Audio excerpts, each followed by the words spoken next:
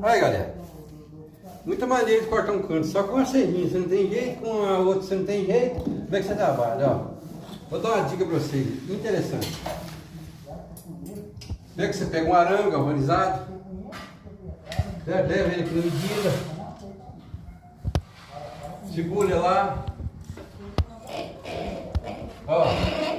ó, corta muito melhor que a serrinha.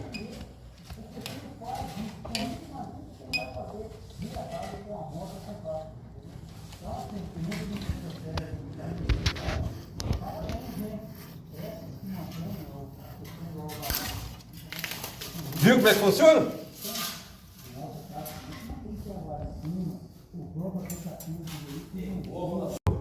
Olha, certinho, melhor que a serrinha, tá vendo?